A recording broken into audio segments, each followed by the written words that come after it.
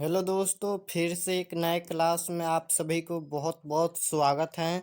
तो दोस्तों, अभी के इस क्लास में आज हम लोग पढ़ने वाले हैं क्लास 10th एग्जाम 2023 के लिए सोशल साइंस यानी सामाजिक विज्ञान के वीवीआई सब्जेक्टिव क्वेश्चन यानी लघु उत्तरीय प्रश्न और दीर्घ उत्तरीय प्रश्न जो आप लोग को एग्जाम में 2 अंक और 4 अंक में पूछा जाएगा।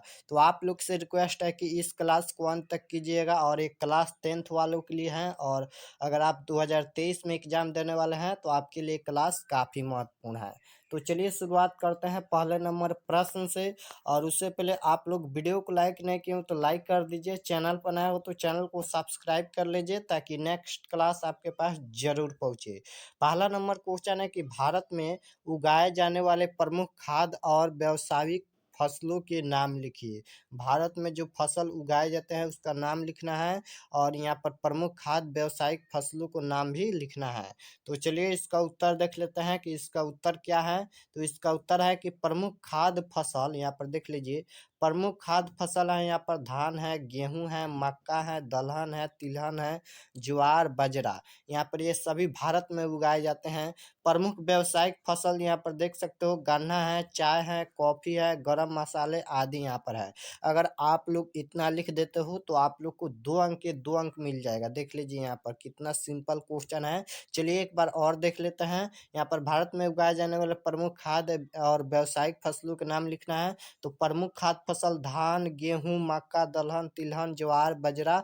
और प्रमुख व्यावसायिक फसल गन्ना हो गया, चाय हो गया, कॉफी हो गया, गरम मसाले आदि हैं। इतना लिख लीजिएगा, 2 अंक मिल जाएगा। चलिए नेक्स्ट क्वेश्चन देखते हैं। 2 नंबर क्वेश्चन है कि बहुराष्ट्रीय कंपनी किसे कहते हैं।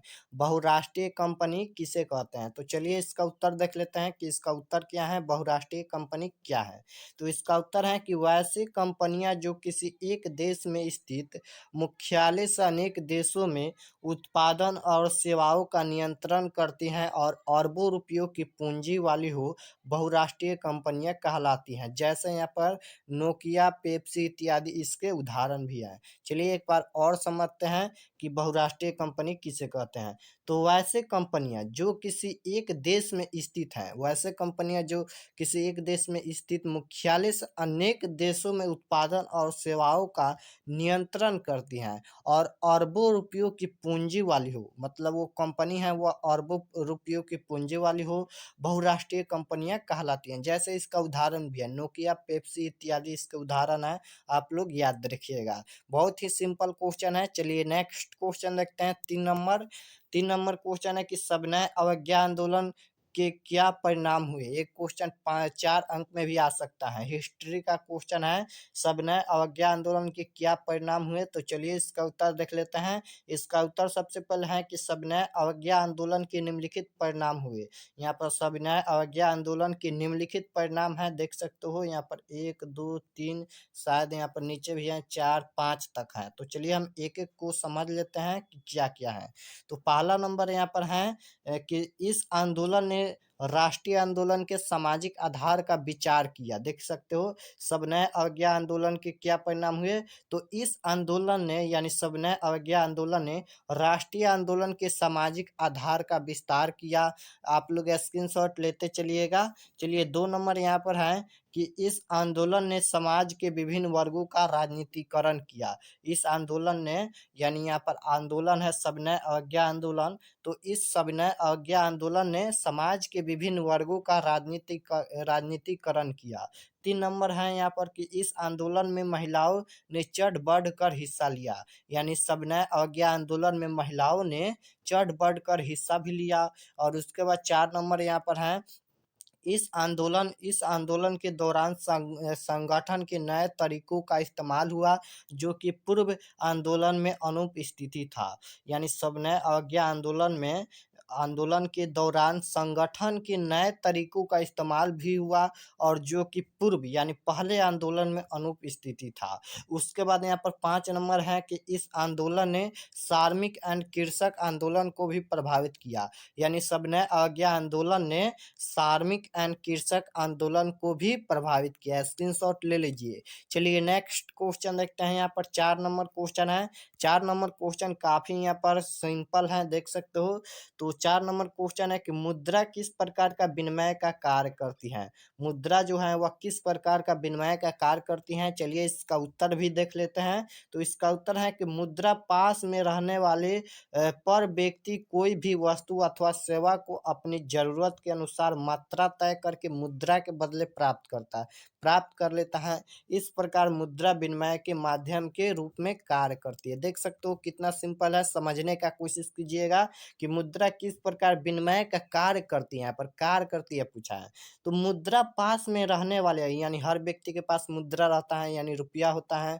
उसके बाद यहाँ पर मुद्रा पास में रहने वाले पर व्यक्ति यानी सभी के पास मुद्रा होता है। कोई भी वस्तु अथवा सेवा को अपनी ज़रूरत के अनुसार यानी कोई भी सेवा या ज़रूरत या जैसे यहाँ पर कपड़ा खरीदता है, मात्रा तय करता है यानी कुछ खरीदता है। तय करके मुद्रा के बदले प्राप्त कर लेता है यानी कुछ खरीदता है तो मुद्रा देता है, प्राप्त कर लेता है। देख सकते हो प्राप्त कर लेता है। इस प्रकार मुद्रा विनिमय के माध्यम के रूप में कार्य करती हैं। आप लोग इतना लिख दीजिएगा। चलिए नेक्स्ट क्वेश्चन देखते हैं 5 नंबर। 5 नंबर क्वेश्चन आपके सामने है कि धातुई खनिज के 2 प्रमुख पहचान क्या है? जो धातुई खनिज है उसके पहचान लिखना है, 2 ही लिखना है। इतना सिंपल क्वेश्चन है और आप लोग को 2 अंक के 2 अंक मिल जाएगा। काफ़ी महत्वपूर्ण ये सभी क्वेश्चन है। आप लोग ज़रूर से ज़रूर इसे याद कीजिएगा 2023 एग्ज़ाम के लिए। तो धातुई खनिज के 2 प्रमुख पहचान क्या है? चलिए देख लेते हैं। तो सबसे पहले उत्तर यहाँ पर है धातुई खनिज के 2 पहचान निम्नलिखित है। सबसे पहले आप लोग लिख लीजिएगा कि धातुई खनिज के 2 पहचान यहाँ पर निम्नलिखित हैं यानी नीचे देख सकते हो यहाँ पर 2 पहचान है। पहला नंबर है कि इनको गलाने पर धातु की प्राप्ति होती है। किसे गलाने पर धातु की प्राप्ति होती है? ऑब्जेक्टिव क्वेश्चन में भी पूछेगा। तो धातुई खनिज को गलाने पर धातु की प्राप्ति होती है। 2 नंबर है कि इसे पीट कर तार बनाया जा सकता है। धातुई खनिज को पीट कर तार लंबा से लंबा बना सकते हैं धातुई खनिज का। चलिए नेक्स्ट क्वेश्चन देखते हैं 6 नंबर, स्क्रीनशॉट ले लीजिए। तो 6 नंबर क्वेश्चन भी आपके सामने है कि रबी फसलें क्या है? 4 उदाहरण दे। यहाँ पर रबी फसल क्या है? 4 उदाहरण लिखना है। तो इसका उत्तर देख सकते हो यहाँ पर है। चलिए समझते हैं। और एक क्वेश्चन तो 7-8 क्लास में है, आप लोग जानते ही होंगे। तो इसका उत्तर है कि रबी फसलें को शीत ऋतु में अक्टूबर से दिसंबर के मध्य बोया जाता है तथा ग्रीष्म ऋतु में अप्रैल से जून के मध्य काटा जाता है। उदाहरण देख सकते हो गेहूं, जौ, चना, मटर। यहाँ पर चलिए एक बार और समझते हैं कि रबी फसल क्या है और 4 उदाहरण भी लिखना है। तो रबी फसल को शीत ऋतु में बोया जाता है। याद रखिएगा रबी फसल को शीत ऋतु में बोया जाता है। अभी शीत ऋतु आने वाला है, आप सभी जानते हैं। तो रबी फसल को शीत ऋतु में यानी अक्टूबर से दिसंबर के मध्य में बोया जाता है। अक्टूबर से दिसंबर में यहाँ पर शीत ऋतु चलता है और अक्टूबर से दिसंबर के मध्य बोया जाता है तथा ग्रीष्म ऋतु में अप्रैल से जून के मध्य काट लिया जाता है। जब ग्रीष्म ऋतु आता है यानी अप्रैल से जून आता है तब इसे काट लिया जाता है। और इसका उदाहरण देख सकते हो गेहूं है, जौ है, चना है, मटर है। ऑब्जेक्टिव क्वेश्चन में पूछेगा कि निम्न में रबी फसल कौन है? तो रबी फसल यहाँ पर देख सकते हो गेहूं, जौ, चना, मटर यानी जो भी फसल यहाँ पर शीत ऋतु में बोया जाता है वही रबी फसल है। और काटा कब जाता है रबी फसल को? तो अप्रैल से जून में काटा जाता है और ग्रीष्म ऋतु में काटा जाता है। चलिए नेक्स्ट क्वेश्चन देखते हैं। यहाँ पर 7 नंबर भी क्वेश्चन आपके सामने है, स्क्रीन पर है कि राजनीति दल किसे कहते हैं? राजनीति दल किसे कहते हैं? चलिए इसका उत्तर देख लेते हैं कि राजनीति दल कहते किसे हैं। तो इसका उत्तर है कि सामान्यतः राजनीति दल का आशय वैसे व्यक्तियों के किसी समूह से है जो एक समान उद्देश्य की प्राप्ति के लिए कार्य करता है। यदि उस दल का उद्देश्य राजनीतिक कार्यकल्पों से संबंधित होता है तो उसे हम राजनीति दल कहते हैं। चलिए एक बार और समझने की कोशिश करते हैं कि राजनीति दल क्या है। तो सामान्यतः राजनीति दल का आशय वैसे व्यक्तियों के किसी भी समूह से है जो एक समान उद्देश्य की प्राप्ति के लिए कार्य करता है। समान उद्देश्य की प्राप्ति के लिए कार्य करता है। यदि उस दल का उद्देश्य राजनीतिक कार्यकल्पों से संबंधित होता है तो उसे हम राजनीतिक दल कहते हैं। बहुत सिंपल है। चलिए नेक्स्ट क्वेश्चन देखते हैं 8 नंबर। 8 नंबर क्वेश्चन है कि परिवादवाद क्या है? परिवादवाद क्या है? तो चलिए इसका उत्तर देखते हैं परिवादवाद क्या है। और एक क्वेश्चन काफी बार रिपीट हुआ है, लगभग 5 से 6 बार एक क्वेश्चन एग्जाम में रिपीट हुआ है। तो इसका उत्तर देख लीजिए यहाँ पर। तो इसका उत्तर है कि जब किसी जनप्रतिनिधि के निधन या इस्तीफे के कारण कोई सीट खाली हुई और उसे उसके ही किसी परिजन को टिकट दे दिया जाता है तो यह परिवादवाद कहलाता है। बहुत सिंपल है, समझने का कोशिश कीजिएगा कि परिवादवाद क्या है। तो जब किसी जनप्रतिनिधि के निधन यानी मर जाता है, जब किसी जनप्रतिनिधि के निधन या इस्तीफे के कारण, मतलब वह इस्तीफे भी दे सकता है और या चाहे वह मर सकता है, यहाँ पर निधन लिखा है। इस्तीफे के कारण कोई सीट खाली रहता है यानी उसके जगह पर कोई सीट खाली रहता है तो उसे उसके ही बदले में उसके ही किसी परिजन को टिकट दे देता है, यानी उसके बदले में उसको टिकट दे देता है, अपनी जगह पर दे दिया जाए तो यह एक परिवादवाद कहलाता है। बहुत सिंपल है। चलिए नेक्स्ट क्वेश्चन देखते हैं 9 नंबर। 9 नंबर क्वेश्चन आपके सामने है कि मिश्रित अर्थव्यवस्था किसे कहते हैं? मिश्रित अर्थव्यवस्था किसे कहते हैं? चलिए इसका उत्तर देखते हैं कि मिश्रित अर्थव्यवस्था किसे कहते हैं। तो इसका उत्तर है यहाँ पर सामने है कि जिस अर्थव्यवस्था में उत्पादन के साधनों पर सरकार और निजी व्यक्तियों दोनों का स्वामित्व होता है उसे मिश्रित अर्थव्यवस्था कहते हैं। इसका उत्तम उदाहरण भारत है। बहुत सिंपल है। चलिए एक बार और समझते हैं कि मिश्रित अर्थव्यवस्था कहते किसे हैं। तो इसका उत्तर है कि जिस अर्थव्यवस्था में उत्पादन के साधनों पर सरकार और निजी व्यक्तियों दोनों का स्वामित्व होता है। देख लीजिए कि जिस अर्थव्यवस्था में, याद रखिएगा कि जिस अर्थव्यवस्था में उत्पादन के साधनों पर सरकार और निजी व्यक्तियों का स्वामित्व रहता है, यानी दोनों का स्वामित्व रहता है, सरकार और निजी व्यक्तियों का स्वामित्व होता है, उसे हम मिश्रित अर्थव्यवस्था कहते हैं। इसका उत्तम उदाहरण यानी सही उदाहरण, अच्छा उदाहरण भारत है। भारत में एक मिश्रित अर्थव्यवस्था पाया जाता है। याद रखिएगा, ऑब्जेक्टिव क्वेश्चन में भी पूछेगा। चलिए नेक्स्ट क्वेश्चन देखते हैं 10 नंबर। 10 नंबर क्वेश्चन आपके सामने है कि मानव जनित आपदा क्या है? कितना सिंपल क्वेश्चन है। मानव जनित आपदा क्या है? तो चलिए इसका उत्तर देखते हैं कि मानव जनित आपदा क्या है। तो इसका उत्तर है कि मानव जनित आपदा वह है जो मानव के क्रियाकल्पों के कारण होती हैं, जैसे परमाणु विस्फोट, अग्नि दुर्घटनाएं, प्रदूषण आदि। बहुत सिंपल है, देख सकते हो। अगर इतना लिखते हो तो 2 अंक मिल जाएगा। कई बच्चे कहेंगे कि इतना लिखने पर 2 अंक मिल जाएगा। जी बिल्कुल, आप लोग को 2 अंक मिल जाएगा। जब ABCD आप लोग को रंग देने पर 1 अंक मिल जाता है तो यह इतना हो गया। यहाँ पर देख सकते हो कितना है, इतना लिख दीजिएगा तो 2 अंक पक्का मिल जाएगा, बिल्कुल मिलेगा इतना पर आप लोग को। चलिए एक बार और समझते हैं कि मानव जनित आपदा क्या है। तो इसका उत्तर है कि मानव जनित आपदा वह है जो मानव के क्रियाकल्पों के कारण होता है। यानी मानव जनित आपदा क्या है? तो जो मानव करता है, जो मानव यहाँ पर दुर्घटना करता है वही तो मानव जनित आपदा है। जैसे यहाँ पर परमाणु विस्फोट ये कौन करता है? तो मानव करता है, यानी हम लोग करते हैं।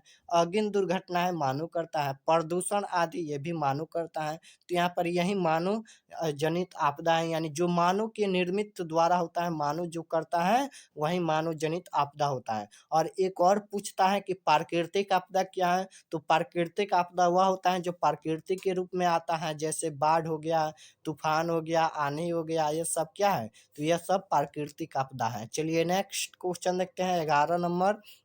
11 नंबर क्वेश्चन आपके सामने है, बाढ़ कैसे आती है स्पष्ट करें। ये क्वेश्चन तो आप लोग लिख दीजिएगा। चलिए एक बार हम पढ़ के सुना देते हैं। ये जरूरी नहीं है कि यही सब लिखेंगे तो आप लोग को अंक मिलेगा, नहीं। बाढ़ कैसे आती है आप लोग लिख दीजिएगा अपने मन से, तो आप लोग को 2 अंक भी मिल जाएगा।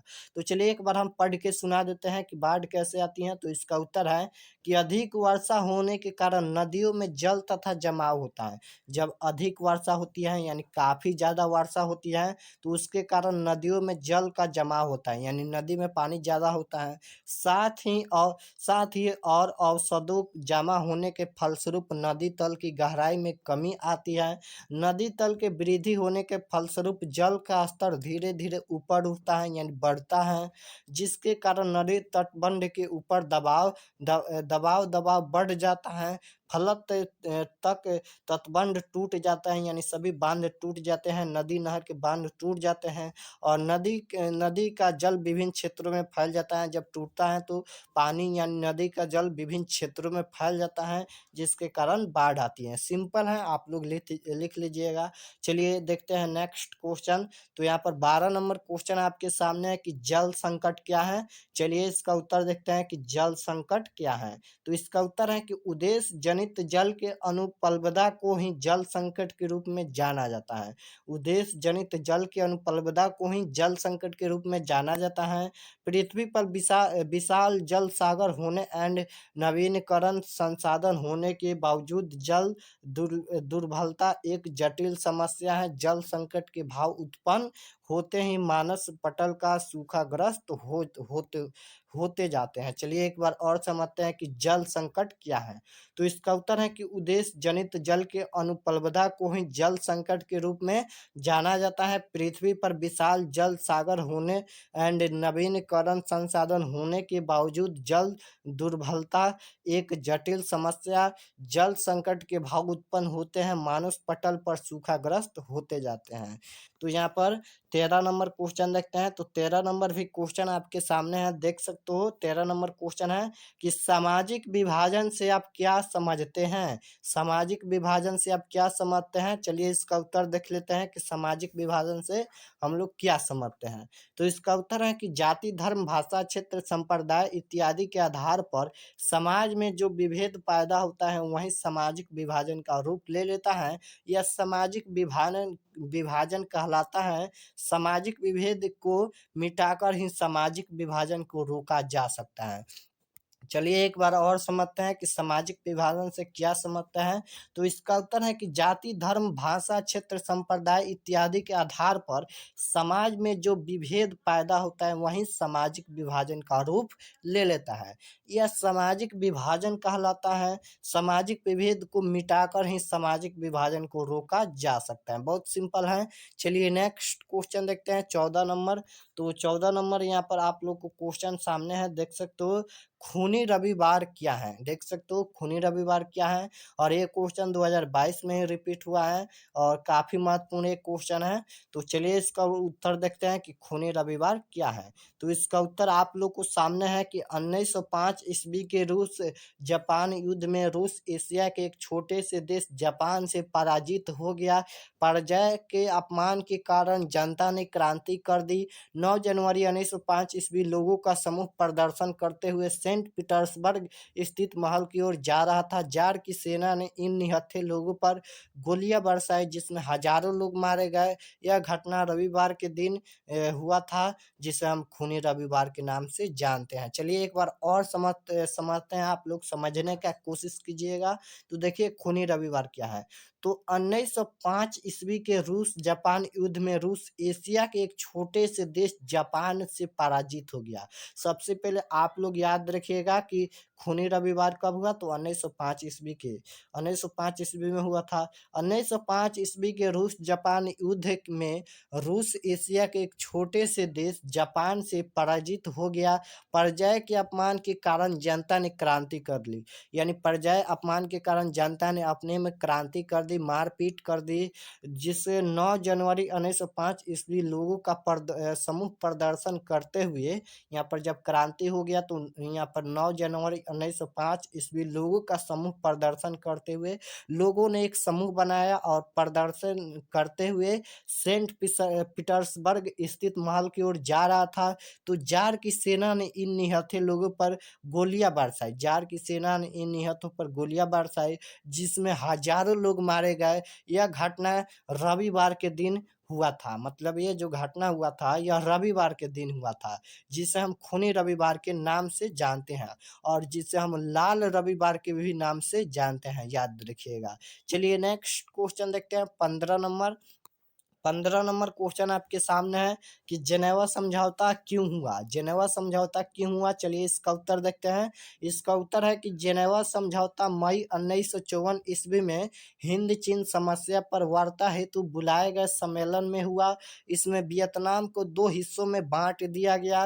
लाओस तथा कंबोडिया में वैध राजतंत्र को अस्वीकार कर संसदीय शासन प्रणाली को अपनाया गया। चलिए एक बार और देखते हैं इसका उत्तर क्या है, जेनेवा समझौता क्यों हुआ?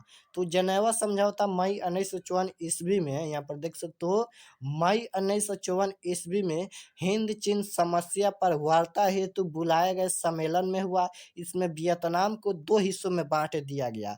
ऑब्जेक्टिव क्वेश्चन में भी पूछेगा कि वियतनाम को किसे 2 हिस्सों में बाँट दिया गया, तो वियतनाम को 2 हिस्सों में बाँट दिया गया। लाओस तथा कंबोडिया में वैध राजतंत्र को अस्वीकार कर संसदीय शासन प्रणाली को भी अपनाया गया, याद रखिएगा। तो इस क्लास में यहाँ पर 15 ऑब्जेक्टिव क्वेश्चन था जो 2023 बोर्ड परीक्षा के लिए काफ़ी ज़्यादा महत्वपूर्ण है। आप लोग प्लीज़ इसे स्क्रीनशॉट लेकर सभी क्वेश्चन को याद कीजिएगा और आप लोग चैनल पर नए हो तो चैनल को ज़रूर से ज़रूर सब्सक्राइब कीजिएगा ताकि नेक्स्ट क्लास आपके पास ज़रूर पहुँचे, क्योंकि 2023 की तैयारी इसी चैनल पर कराया जा रहा है और आप लोग को गेस्ट क्वेश्चन जो भी क्वेश्चन मिलेगा इसी चैनल पर मिलेगा। तो आप लोग चैनल को सब्सक्राइब जरूर करना और वीडियो पसंद आए तो एक लाइक जरूर करना। मिलते हैं नेक्स्ट क्लास में, आप सभी को ऑल द बेस्ट।